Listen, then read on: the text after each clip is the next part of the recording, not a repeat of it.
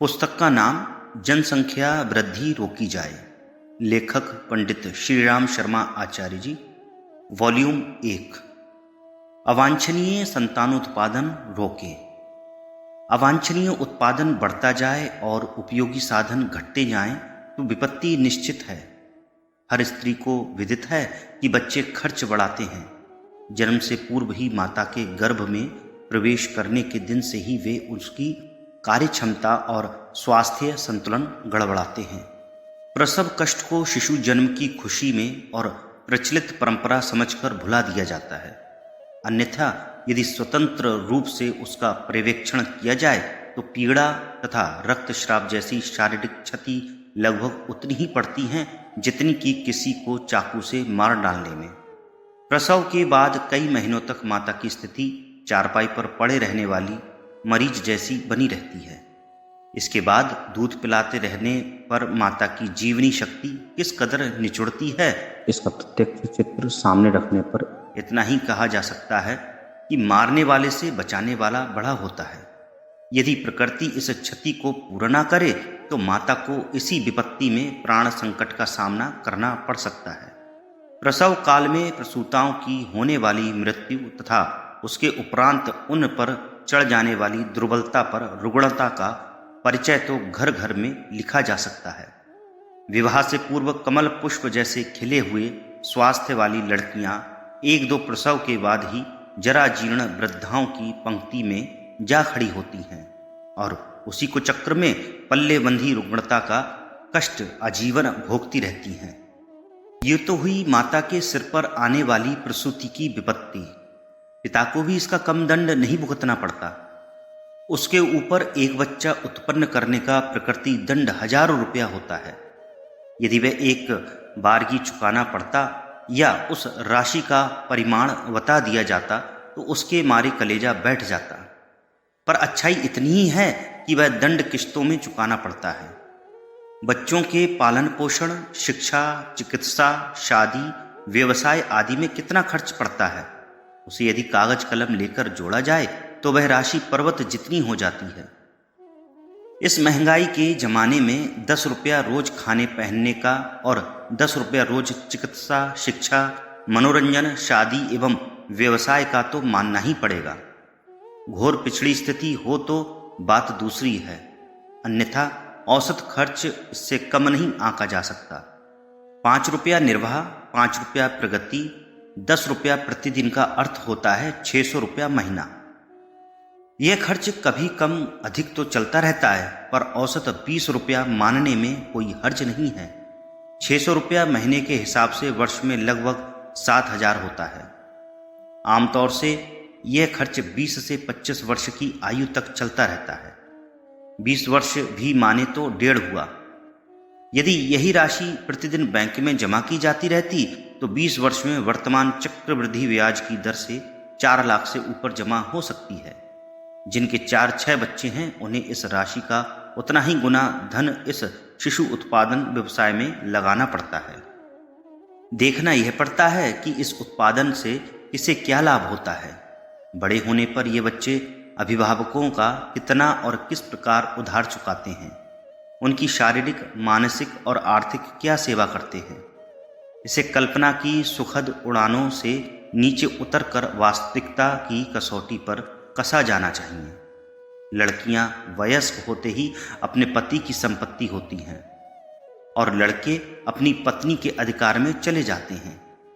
ये बेचारे अपने नए मालिकों को संतुष्ट रखने में दत्तचित्त होते हैं और जो कुछ शारीरिक, मानसिक, आर्थिक क्षमता उनकी होती है वह प्रायः सारी की सारी ही उसी केंद्र पर केंद्रित हो जाती है। शादी के तुरंत बाद नए बच्चे उत्पन्न होने लगते हैं और फिर उतना कुछ बचता भी नहीं जिससे माता पिता या बहन भाइयों की कुछ सेवा सहायता कर सकना संभव हो सके। इसी कुचक्र में इन नवयुवकों के माता पिता को भी फंसना पड़ा था। वे अब अपने बच्चों से सेवा सहायता की अपेक्षा तो करते हैं, पर उनसे पूछा जाए कि वे स्वयं अपने बुजुर्गों या भाई बहनों की क्या सेवा कर सके तो वे दांत निपोर कर वे भी अपनी विवशता की बात ही कहेंगे।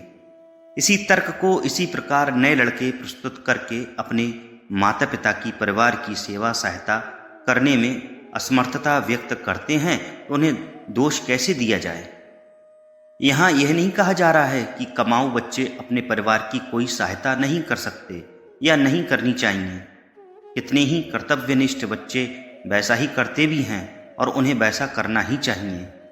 बात यहाँ इतनी ही कही जा रही है कि जो लोग बुढ़ापे का सहारा, धंधे की लकड़ी, घर का पोषक और न जाने क्या क्या मनगढ़ंत कल्पनाओं की उड़ानें भरते रहते हैं, उन्हें वास्तविकता समझनी चाहिए और यह सोचना चाहिए कि जवानी की तरह बुढ़ापे में भी हर व्यक्ति को अपने ही पैरों पर आप खड़े रहने की बात सोचनी चाहिए।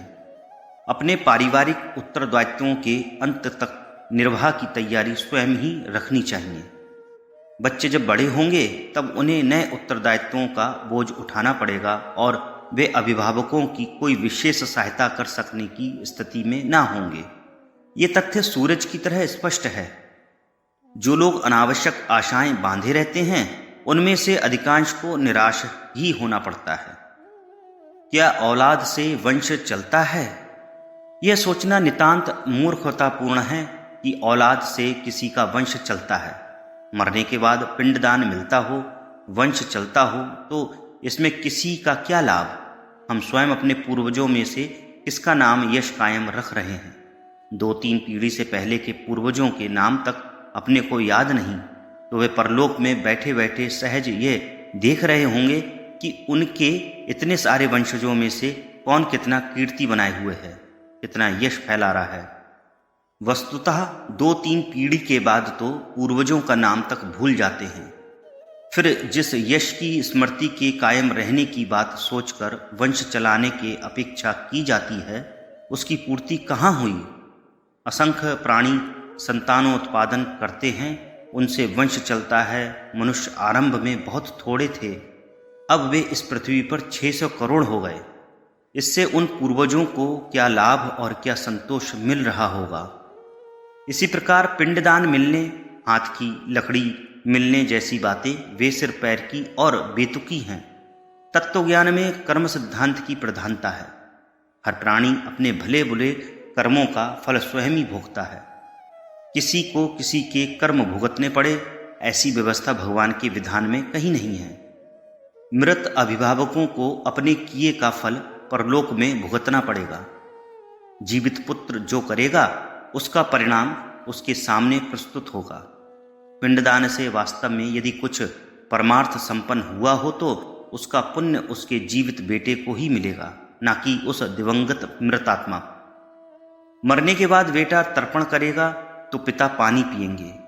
पिंडदान या श्राद्ध करेगा तो उन्हें भोजन मिलेगा। ऐसा सोचना ईश्वर की सत्ता और व्यवस्था मानने से ही इनकार करना है। बेटे पितरों को अन्न जल देंगे तो फिर ईश्वर पर क्या उत्तरदायित्व रहेगा? वह प्राणियों का सृष्टा, पोषक और परिवर्तनकर्ता क्या कहा जाएगा? कम से कम पोषक होने का कार्य तो उसके हाथ से छिनकर मृतात्माओं के वंशजों पर चला ही जाएगा। ये तर्पण श्राद्ध आदि करने का निषेध नहीं किया जा रहा है। अपने पूर्वजों के प्रति कृतज्ञता, सद्भावना व्यक्त करने के महात्म्य से लोकोपयोगी दान पुण्य करने की परंपरा उचित और सराहनीय है, पर इसमें दानकर्ता तथा समाज का लाभ है। मृत पूर्वज इसमें कुछ पाने की आशा लगाएं तो उनको कुछ पल्ले नहीं पड़ने वाला। न पिंडदान उन तक पहुंचाने वाला है और न तर्पण।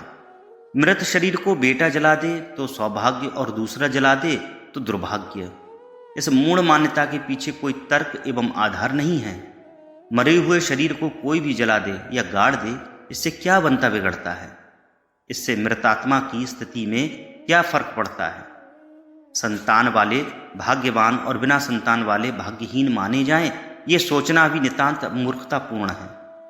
यथार्थता इससे बिल्कुल उल्टी है। भाग्यवान वे हैं जिनके कंधों पर संतान का अनावश्यक भार लदा हुआ नहीं है और जिन्हें बैल या गधे की तरह बह बहकर ऋण नहीं चुकाना पड़ रहा है।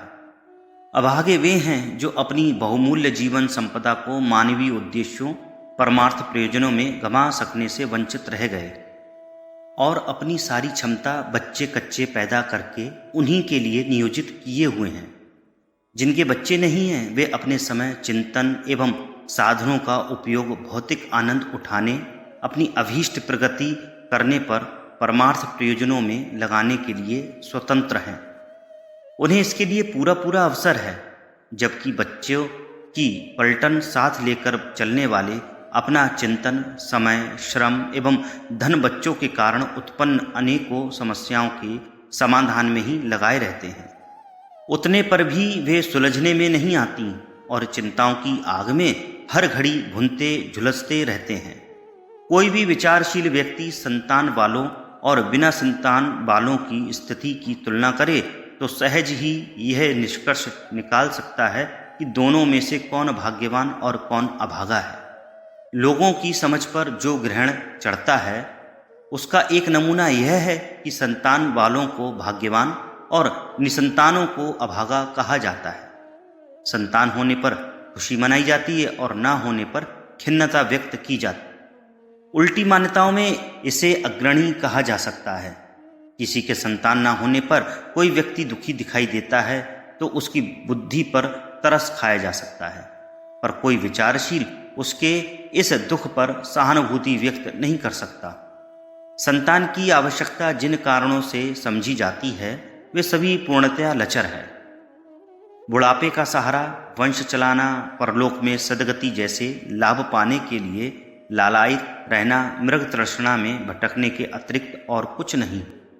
संतान का वास्तविक लाभ है शिशु पोषण के माध्यम से अपनी सेवा साधना को चरितार्थ करते हुए वात्सल्य जैसे सद्गुणों के विकास का अवसर प्राप्त करना, समाज को कुछ श्रेष्ठ नागरिक प्रदान करने की श्रद्धांजलि प्रस्तुत करना, छोटे बालकों के रूप में विनोद और उल्लास का उपयोगी आधार प्राप्त करना। इन प्रयोजनों के लिए शिशु पालन की उपयोगिता समझी जा सकती है, पर इसके लिए यह आवश्यक नहीं कि वह बालक अपने ही पेट से या अंश से पैदा हुआ हो। अपनेपन की परिधि इतनी संकीर्ण नहीं होनी चाहिए कि जो अपने अंश से या पत्नी के पेट से पैदा हो वही अपना और अन्य सभी वीराने। ऐसी दृष्टि में निकृष्ट संकीर्णता और निंदनीय क्षुद्रता ही भरी पड़ती है।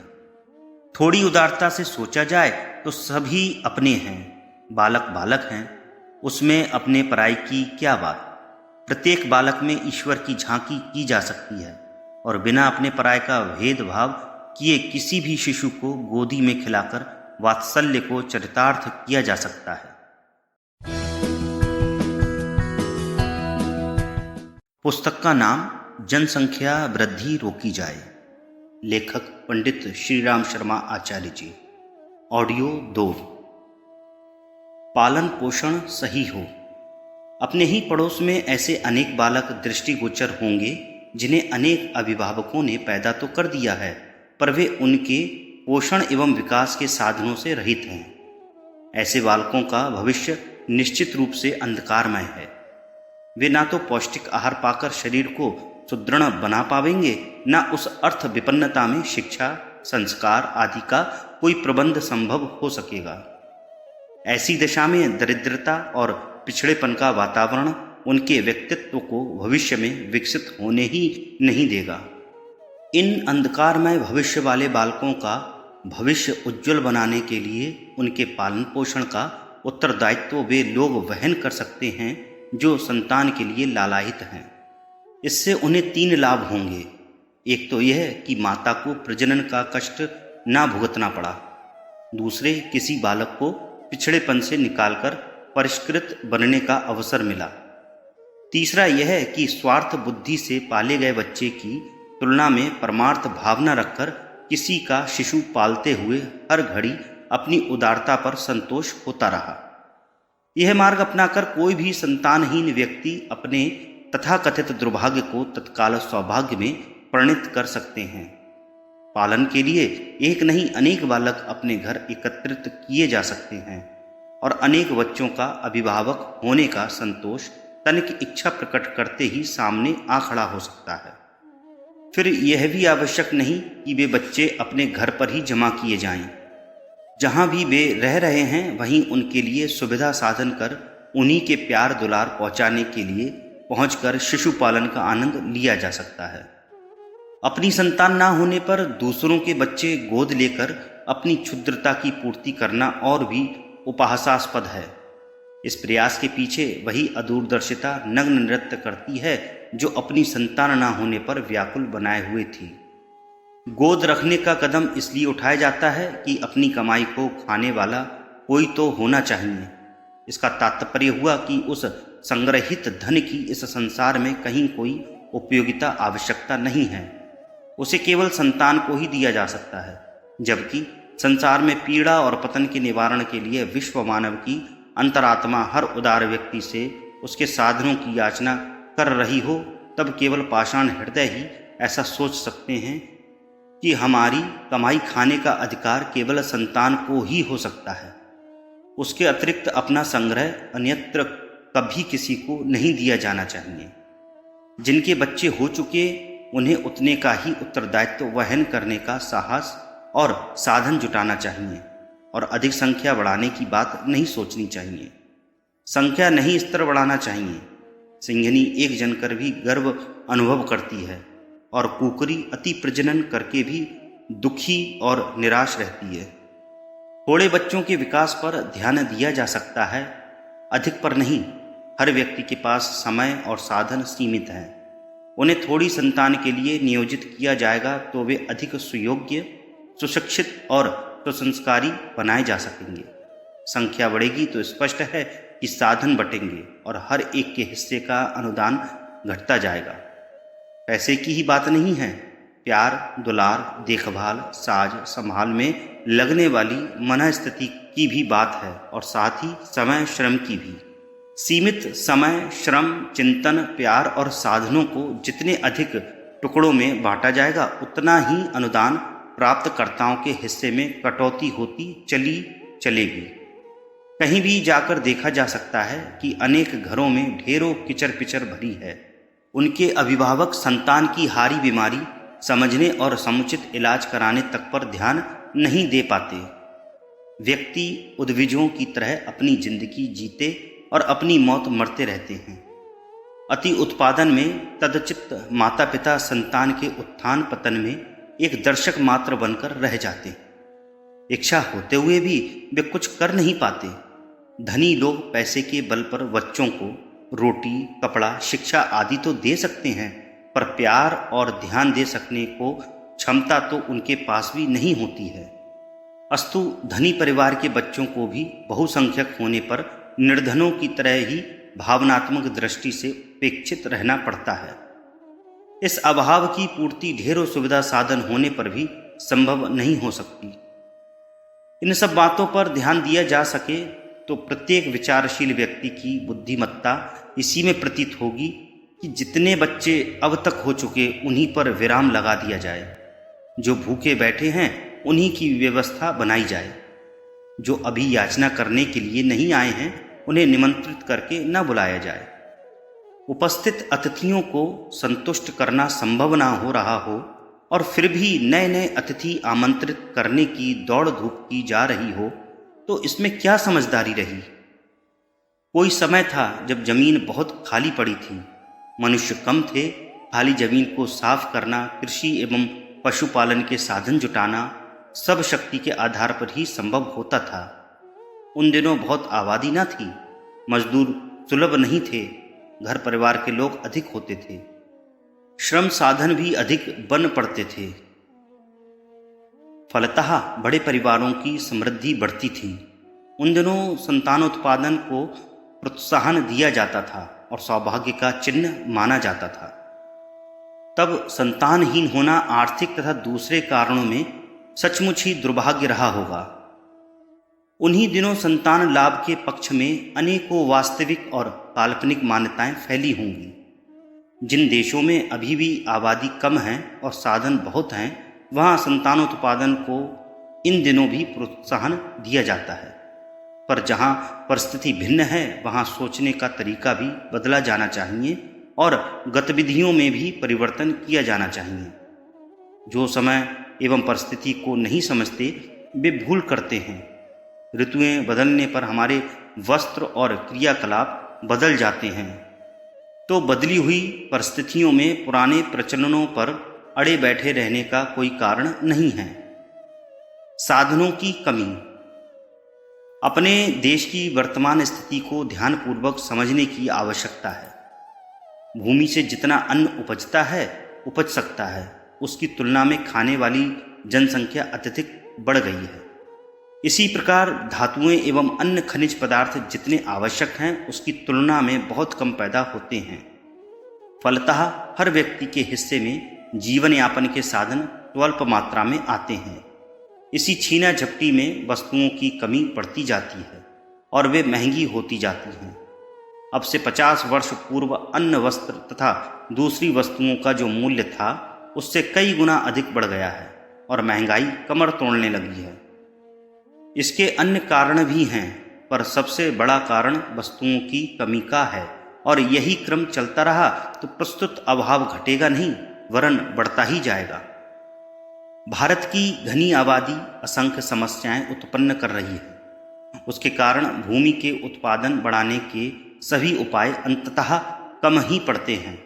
जिस अनुपात में अनाज, कपास, तिलहन, तरकारी आदि बढ़ाने का प्रयत्न किया जाता है, फलतः उत्पादन के लिए कार्यान्वित की जा रही समस्त योजनाएं अपर्याप्त बनकर रह जाती हैं। उस रसोई घर की स्थिति दयनीय ही बनी रहेगी, जिनमें खाद्य सामग्री तो अधिक पकाई जाए, पर खाने वाले इस पकाने की अपेक्षा अधिक आकर बैठ जाएं। निवास की समस्या जटिल होती जा रही है। पुराने घर सर्वथा अपर्याप्त हैं, नए घर बन रहे हैं, पर जनसंख्या जितनी बढ़ती है उसकी तुलना में वे भी कम पड़ते हैं और मकान किराया अत्यंत महंगा होता जाता है। 50 वर्ष पूर्व हर शहर कस्बे में किराए के लिए ढेरों मकान खाली मिल जाते थे। तब से प्रायः दूने मकान बन गए हैं। फिर भी किराए का मकान लेने के लिए लंबी चौड़ी सलामी पगड़ी मांगी जाती है और किराया इतना देना पड़ता है जिससे सामान्य व्यक्ति की कमाई का बहुत बड़ा अंश उसी में खर्च हो जाए। स्कूल हर साल नए खुलते हैं, पर उनमें प्रवेश पाने वालों को समुचित स्थान नहीं मिल पाता। डॉक्टरी, इंजीनियरिंग, विज्ञान आदि की उच्च शिक्षा प्राप्त करने के इच्छुकों की तुलना में प्रशिक्षण व्यवस्था कम है। कड़ी प्रतिस्पर्धा में उत्तीर्ण होने वाले छात्रों में से भी सबको स्थान नहीं मिल पाता और उन्हें प्रतीक्षा की लिस्ट में खड़ा रहना पड़ता है। यही बात शिक्षा के अन्य क्षेत्रों में है। शिक्षा पर होने वाला सरकारी व्यय तथा प्रयास द्रुत गति से बढ़ रहा है, फिर भी शिक्षार्थियों की संख्या ही आगे रहती है और आवश्यकता की पूर्ति नहीं हो पाती। रोगी और अस्पताल, बेरोजगारी और रोजगार, यात्री और वाहन जैसे अनेक क्षेत्रों में वही बात है। साधन बढ़ाने के सिर तोड़ प्रयास जितनी सुविधा जुटा पाते हैं, उसकी अपेक्षा आवश्यकता दौड़ कर कहीं आगे जा पहुंचती है और अभाव जहां का तहां बना रहता है। गरीबी, बीमारी, अशिक्षा, बेरोजगारी जैसी प्राथमिक कठिनाइयों को दूर करने के प्रयोगों का तभी कुछ परिणाम निकल सकता है जब जनसंख्या की वृद्धि रुके। यदि इस क्षेत्र में रोकथाम न हुई तो अभावों का निवारण एवं आवश्यकताओं की पूर्ति कठिन से कठिनतम होती चली जाएगी। आज अपने देश के सामने विशेष रूप से और सामान्यतया समस्त संसार के लिए जनसंख्या की वृद्धि प्रमुख संकट है। इसके कारण विनाश की संभावनाएं प्रचंड होती चली जा रही हैं। भूमि की सामर्थ्य बढ़ती हुई जनसंख्या का भार वहन करने से स्पष्ट इनकार कर रही है। जलाशयों का जल कम पड़ता जा रहा है। हर मनुष्य को पीने, नहाने, धोने, सफाई तथा कृषि कारखानों के माध्यम से ढेरों जल खर्च करना पड़ता है। बढ़ी हुई जनसंख्या के अनुपात से जल स्रोत भी घटने लगे हैं और जहाँ हैं वहाँ जल प्रदूषण बढ़ता चला जाता है। गंगा का जल कीटाणु रहित होने एवं शुद्ध रहने के लिए प्रसिद्ध था, पर अब इलाहाबाद के त्रिवेणी जल में अन्वेषणकर्ताओं ने हानिकारक विषाणु बड़ी मात्रा में पाए। धीरे धीरे वह प्रदूषण अन्यत्र भी बढ़ता जाएगा। बढ़ती जनसंख्या खाद्य संकट और जल प्रदूषण बढ़ाएगी। शिक्षा, चिकित्सा, यातायात, आजीविका जैसे सभी क्षेत्रों में संकट उत्पन्न करेगी। अंकशास्त्रियों का कथन है कि यही क्रम चलता रहा तो 100 वर्ष जैसे थोड़े समय में मनुष्यों के निर्वाह की समस्या कठिन हो जाएगी और अभावग्रस्तता के कारण लोग मक्खी मच्छरों की तरह बेमौत मरने लगेंगे। स्थान भी कम पड़ेगा। जब मनुष्यों के लिए ही जगह ना बचेगी तो बेचारे पालतू अथवा वन्य पशुओं के लिए इस धरती पर रह सकने की गुंजाइश कहाँ रहेगी। वे मनुष्य की वृद्धि के साथ साथ ही घटते चले जाएंगे। वे प्रतिद्वंदिता में खड़े न रह सकेंगे और एक दिन वह आ जाएगा जब पशुओं से मिलने वाले दूध, चर्म, बाल, मांस आदि के अनुदान पूरी तरह समाप्त हो जाएंगे। यही दुर्दशा वृक्षों की भी होगी। जितनी भूमि एक पेड़ घेरता है उतनी में तो एक मकान बन सकता है, अस्तु लोग पेड़ों को अभी भी हटाने पर लगे हुए हैं। पीछे से उनके लिए स्थान भी नहीं रह जाएगा। आज तो यह कल्पना भी अटपटी लगती है कि पशुओं और वृक्षों के अभाव में यह संसार कितना क्रूप और मनुष्य कितना असहाय बन जाएगा। पर वह आशंका यथार्थता के रूप में परिणत होकर ही रहेगी, ऐसा दिखता है। जनसंख्या की वृद्धि को रोकने के लिए जितनी तत्परता बरती जानी चाहिए उसके लिए आवश्यक ध्यान नहीं दिया जा रहा है। सरकारी प्रचार और प्रयास का परिणाम आशा से बहुत कम हो रहा है। जनसाधारण को प्रस्तुत विभीषिका के दुष्परिणामों का जब तक अनुभव न होगा तब तक स्वेच्छापूर्वक इस विनाश कृत्य से पैर पीछे हटाने की बात न सोची जाएगी। तब तक मनुष्य समाज के सम्मुख एक एक करके अनेक अनसुलझी समस्याएं सर्वभक्षी विभीषिका बनकर प्रस्तुत होती चली जाएगी। उनके सुलझाने के अन्यान्य उपाय निरर्थक सिद्ध होते चले जाएंगे।